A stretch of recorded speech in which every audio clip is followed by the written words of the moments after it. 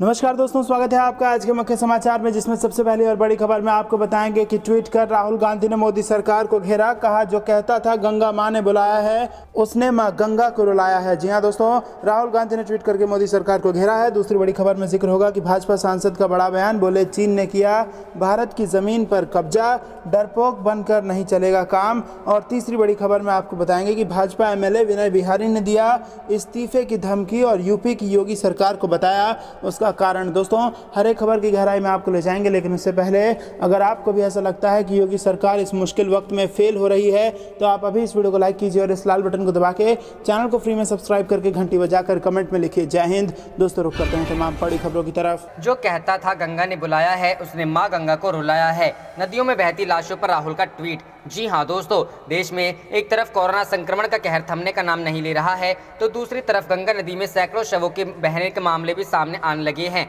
इस पर कांग्रेस सांसद राहुल गांधी ने प्रधानमंत्री मोदी पर हमला बोला है। उन्होंने ट्वीट कर लिखा कि जो कहते थे कि उन्हें गंगा ने बुलाया है उसी ने मां गंगा को रुलाया है। राहुल ने एक अखबार की कटिंग को शेयर करते हुए लिखा, जो कहता था गंगा ने बुलाया है उसने मां गंगा को रुलाया है। राहुल से पहले कांग्रेस प्रवक्ता रणदीप सुरजेवाला ने गंगा किनारे सैकड़ों लाश मिलने पर पीएम मोदी और यूपी के सीएम योगी आदित्यनाथ पर हमला बोला था। सुरजेवाला ने ट्वीट कर कहा था कि जो कहता था कि उसे गंगा मैया ने बुलाया है वो दिल्ली के सिंहासन पर बैठ ठहाके लगा रहा। सुरजेवाला ने ट्वीट कर लिखा, चारों ओर बिखरी 2000 लाशें, सिसकती जिंदगी, थमी हुई सांसें और गंगा मैया के ना थम रहे आंसू और चित्कार पर जिसने भगवा पहन यूपी की राजगद्दी ली वो सत्ता के नशे में मदमस्त है। और जो कहता था कि उसे गंगा मैया ने बुलाया है वो दिल्ली के सिंहासन पर बैठ ठहाके लगा रहा। दरअसल बीते कई दिनों से गंगा के किनारे सैकड़ों शव दिखाई दे रहे हैं। कुछ शव बहकर किनारों तक आ गए हैं तो कुछ शवों को किनारे में ही दफना दिया गया है।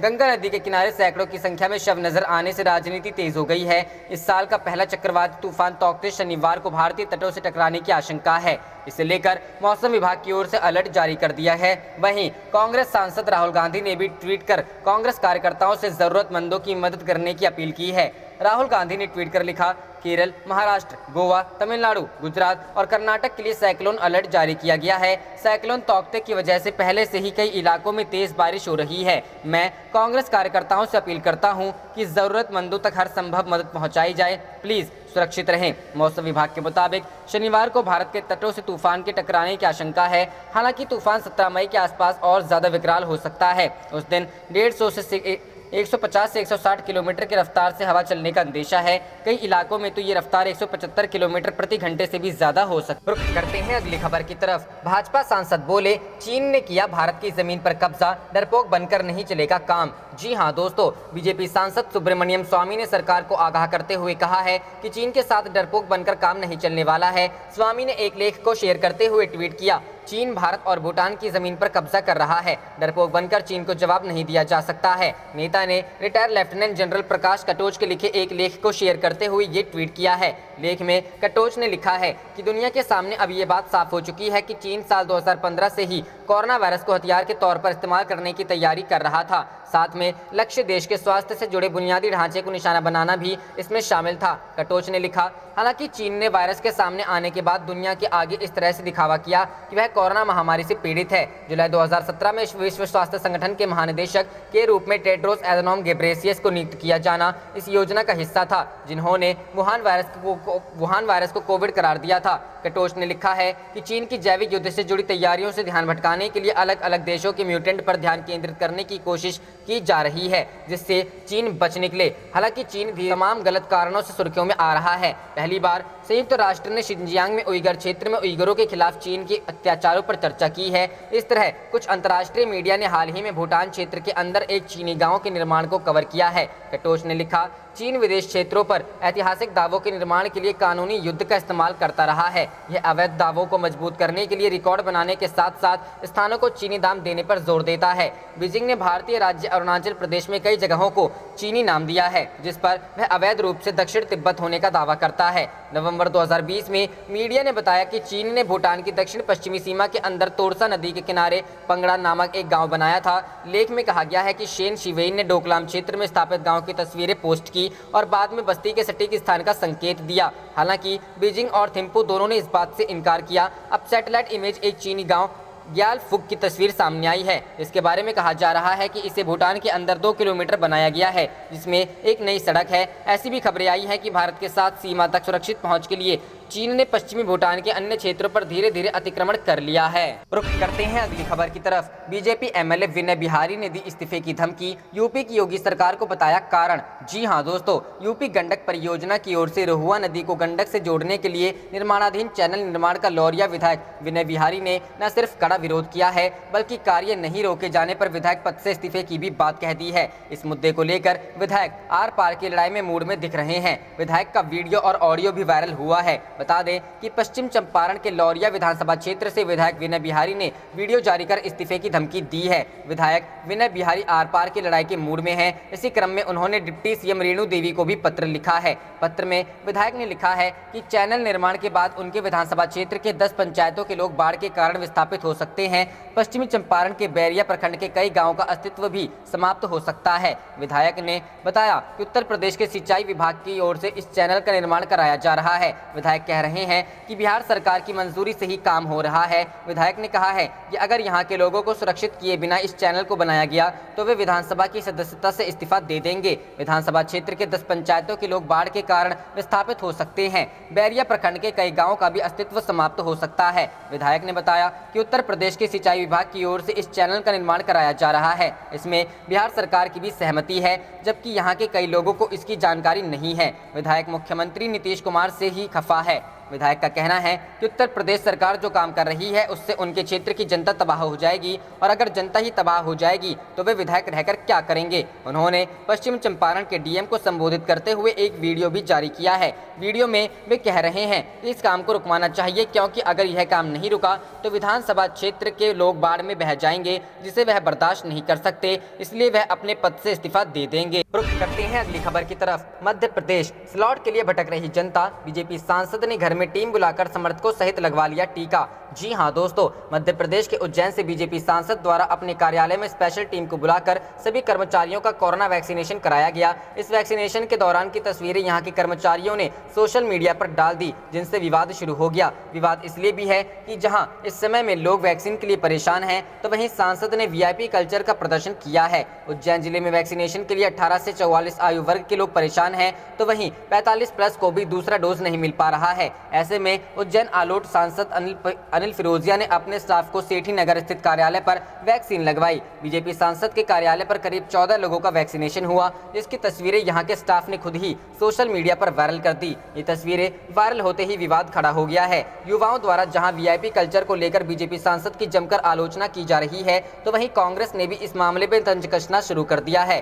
बताया गया है कि सांसद अनिल फिरोजिया के कार्यालय पर स्वास्थ्य विभाग की टीम 2 बार पहुंची और दोनों बार में उनके स्टाफ और समर्थकों को टीके लगाए गए। वहीं जब इस मामले में मीडिया ने सांसद अनिल फिरोजिया से बात करने का प्रयास किया तो वे सवालों से बचते नजर आए। वहीं कोविड प्रभारी मंत्री डॉक्टर मोहन यादव से बात की गई तो उन्होंने कहा कि इस मामले में उन्हें कोई जानकारी नहीं है। इस पूरे मामले को लेकर जिम्मेदार अधिकारी भी कुछ बोलने के लिए तैयार नहीं है। वहीं कांग्रेस नेताओं ने इस मामले में तंज कसते हुए कहा है कि जहां आम लोग कोरोना वैक्सीन के लिए जदोजहद करते नजर आ रहे हैं, तो वहीं भाजपाइयों को वीआईपी व्यवस्था मिल रही है। रुख करते हैं अगली खबर की तरफ। दिल्ली में कोरोना की तीसरी लहर को लेकर तैयारियां शुरू, डीडीए की खाली जमीन पर बन सकेंगे कोविड केयर सेंटर। जी हां दोस्तों, देश इस वक्त कोरोना महामारी की दूसरी लहर से पूरी तरह उबर नहीं पाया है और तीसरी लहर के लिए सरकारों ने तैयारियां शुरू कर दी हैं। एक्सपर्ट ने पहले ही कह दिया है कि तीसरी लहर के लिए सावधान रहें। ऐसे में राजधानी दिल्ली के अंदर भी तीसरी लहर को लेकर तैयारियां शुरू हो गई हैं। इसी को लेकर डीडीए ने अपनी खाली पड़ी जगहों को सस्ती दरों पर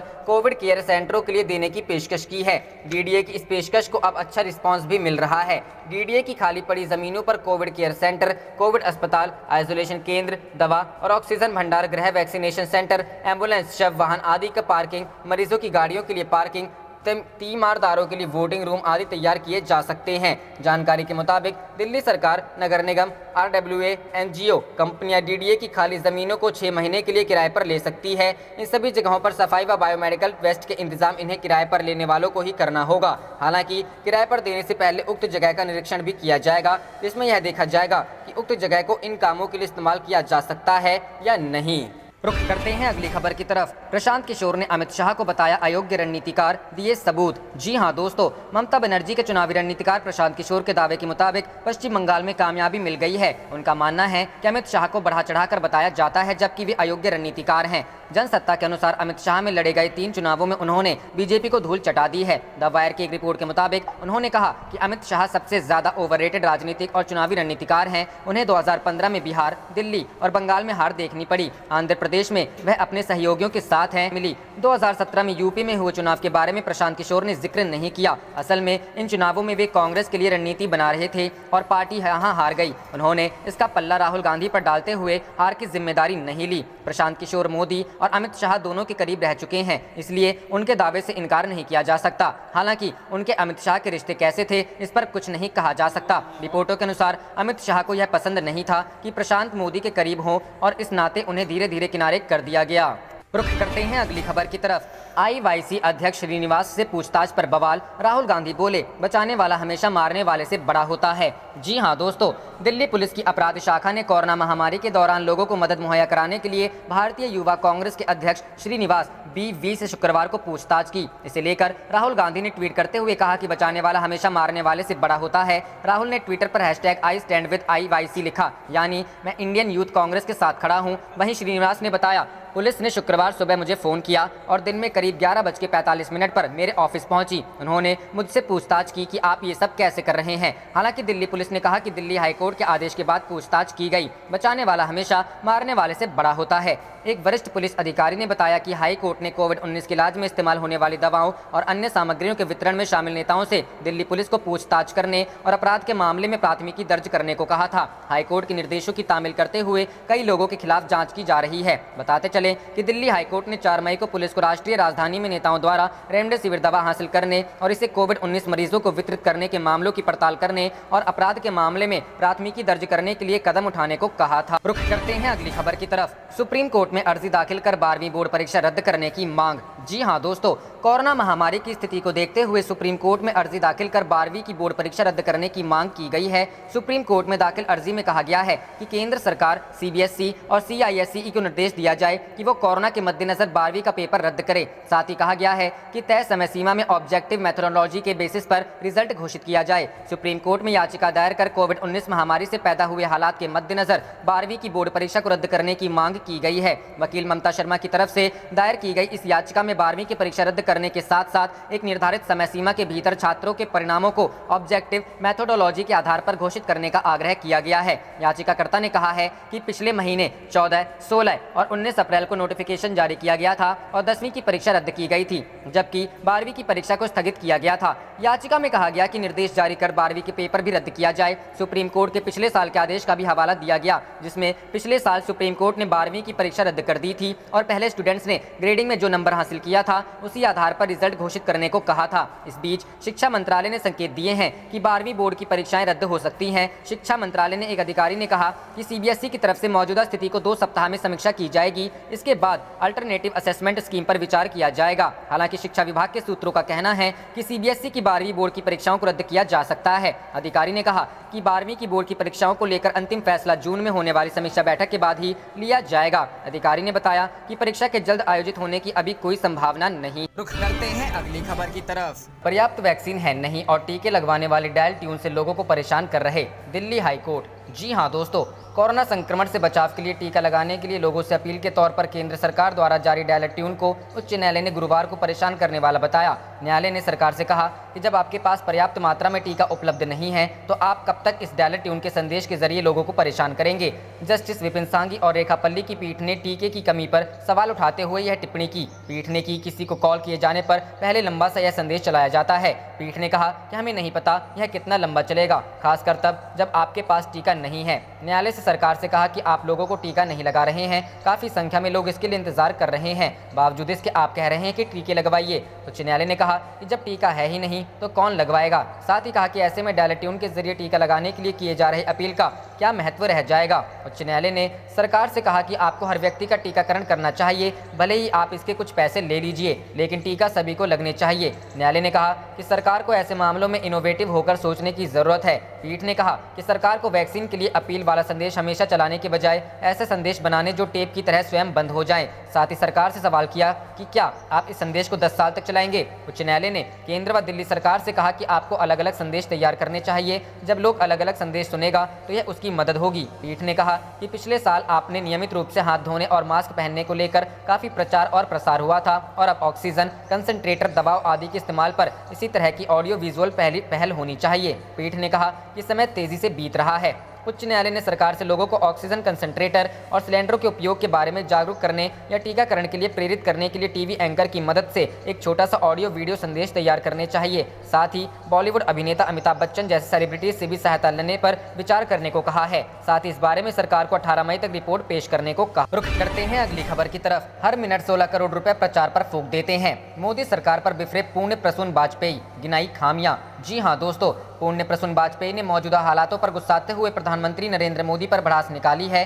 कोरोना काल में हेल्थ इंफ्रास्ट्रक्चर की नाकामियों से नाराज वाजपेयी मोदी सरकार को दोष देते हुए कहते हैं कि देश में चुनाव के दौरान 16 करोड़ रुपए फूंक दिए जाते हैं। उन्होंने ट्वीट कर कहा, 2 पिलर पर टिका है भारत का लोकतंत्र, पहला प्रचार, दूसरा प्रोपेगेंडा। हर मिनट 16 करोड़ फूंक दिए जाते हैं प्रचार पर। इससे पहले भी वाजपेयी ने एक पोस्ट किया था जिस पर मोदी सरकार को ताना मारते हुए उन्होंने कहा था, माँ गंगा से सत्ता तक, घर से सड़क, सड़क से अस्पताल, अस्पताल से शमशान, शमशान से गंगा तक, माँ गंगा ने किसे बुलाया। प्रसून वाजपेयी के पोस्ट पर कई लोगों की रिएक्शन सामने आने लगे।